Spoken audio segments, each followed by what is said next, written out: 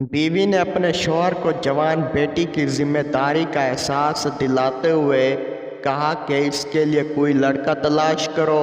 तो मियाँ कहने लगा, बेगम मैं भी इसी फिक्र में हूँ, लेकिन कोई ढंग का लड़का नजर ही नहीं आता।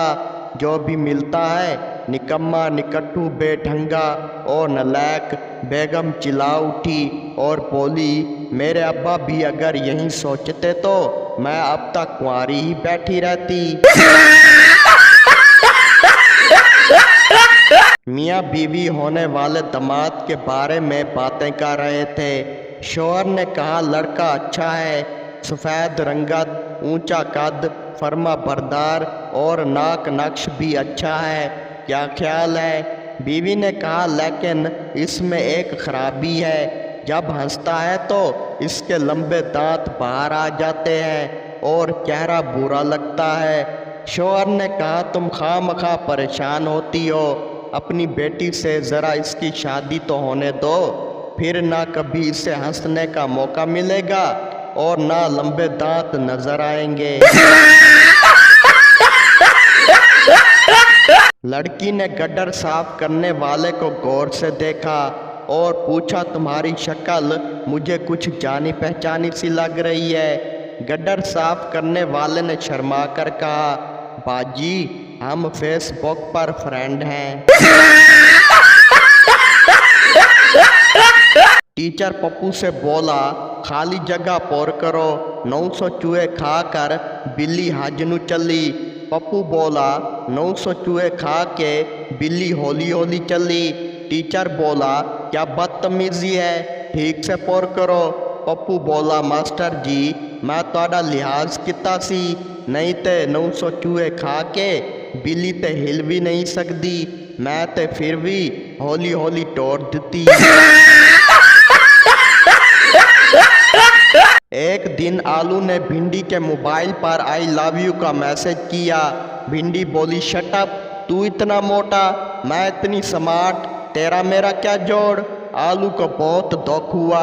उसके बाद आलू ने इतनी सब्जियां फंसाई कि हर सब्जी के साथ उसका जोड़ बन गया, यानी आलू गोभी, आलू गाजर, आलू पालक, आलू मेथी वगैरह वगैरह। भिंडी आज तक अकेली है, इसे कहते हैं गरूर का अंजाम।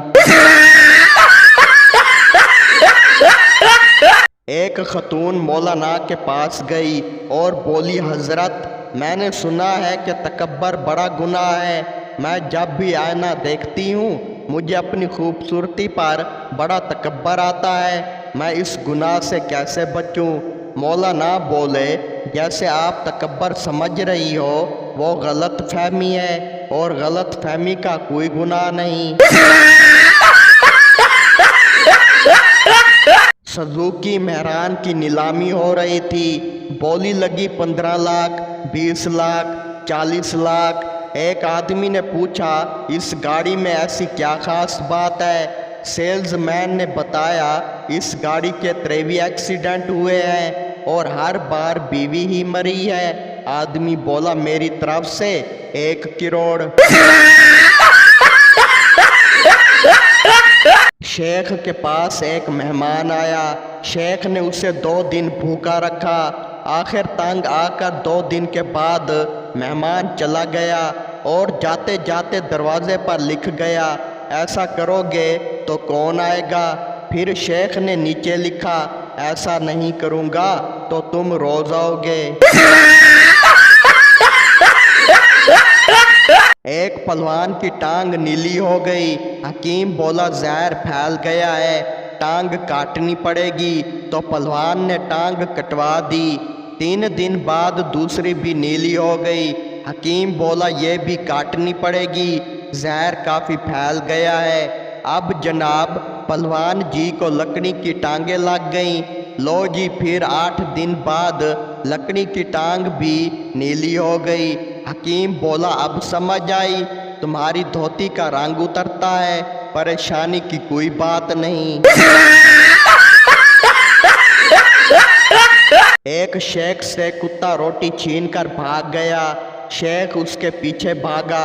जब भागते भागते थक गया तो बोला, یا اللہ اس روٹی کا ثواب میرے محروم دادا کو دے دینا۔